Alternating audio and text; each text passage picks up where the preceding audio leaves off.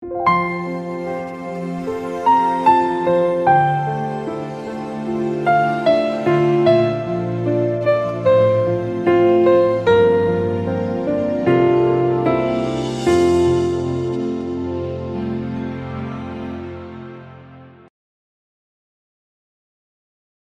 namwe bagenzi mudukurikirana mukunda ibiganiro vyacu vy'abagorozi bica ku mbuga zitandukanye. Twongeye kubaramutsa amahoro y'Imana bane namwe. Yego uwo muvugana ndi Kumukiza Blessed Timote, tukaba turi muri komine Nyanzarake, karere ko ku Mugema, akaba ariho turi uyu munsi. Tukaba tubazaniye igishinga ntahe c'ukuntu Imana igendera korera abantu ibitangaza, bakava mu byo bari barimwo ivyaha canke bagakira indwara, noneho bakizera kuri k'ubutumwa bwiza. Uyu munsi rero tukaba turi kumwe na mwene data ahava bibwira mu kanya, kandi akaba afise igishinga ntahe twizera ko buri muntu wese niyacumva kizogira ico kimufashije mu mibereho yiwe ijanye no kwemera Imana. Mwene data witwa nde? Twa Iranzineri. Ego musanzwe muba hehe? Mba ku Muyange. Ego Mya wa kabiri. Murakoze cyane. Musanzwe mwizera ubutumwa bw'ivugurura n'ubugorozi? Ego. Ego uyu munsi duhora twumva ngo murafise igishinga ntahe mwifuza ko abantu benshi bo kimenya, nabo bakamenya ivy'Imana yabakoreye yabafashije. Mushobora kutubwira ico gishinga ntahe gifatiye kuki?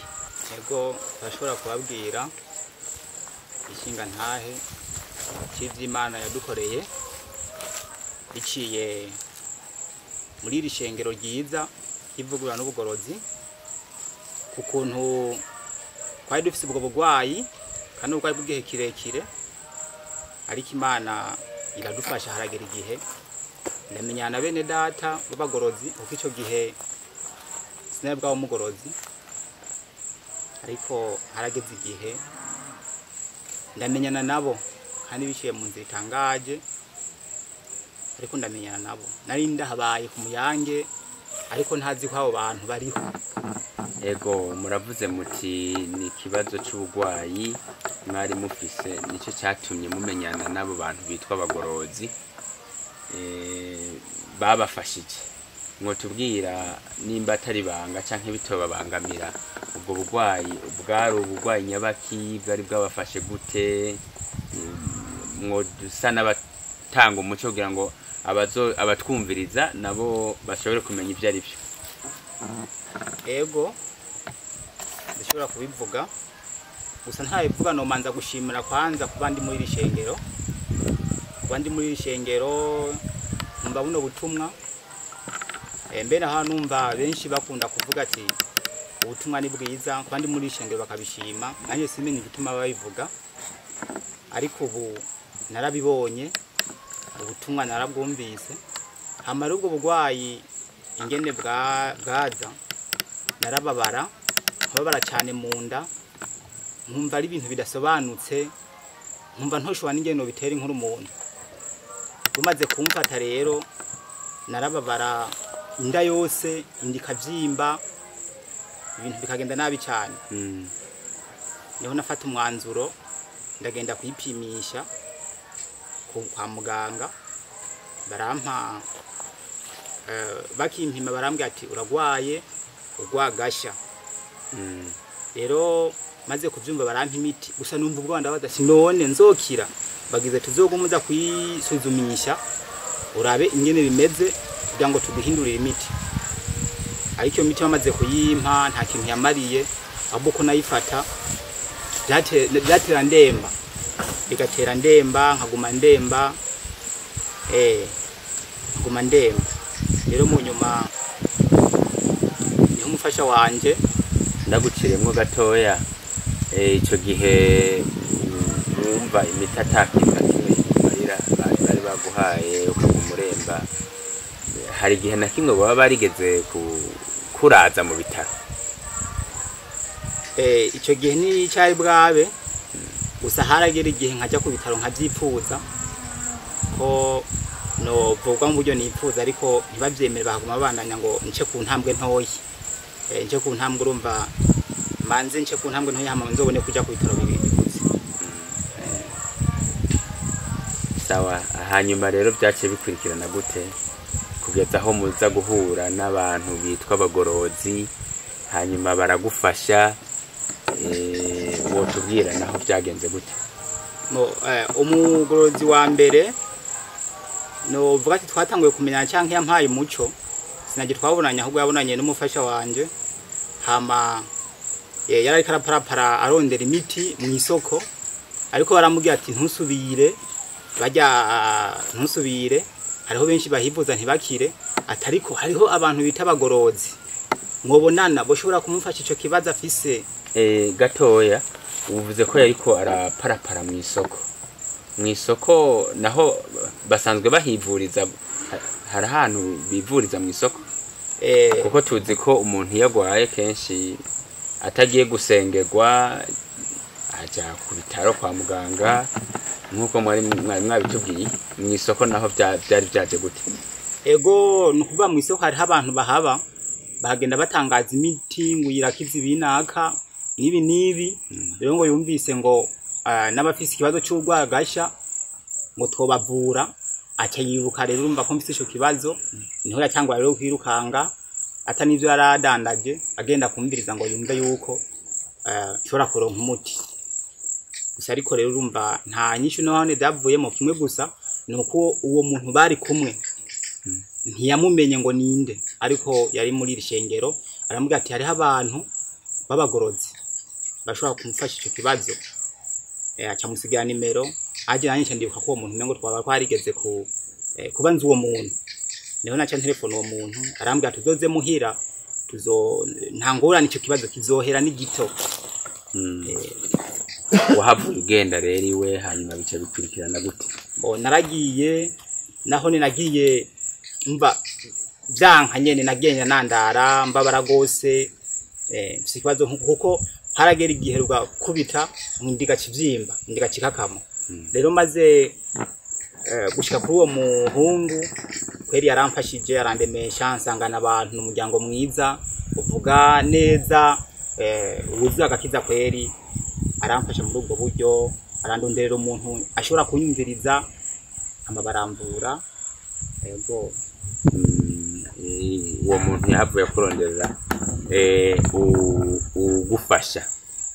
Urakoze cyane. None woducira ku mayange nimba atari banga uwo muntu bakuzaniye yagufashije mu buryo ki?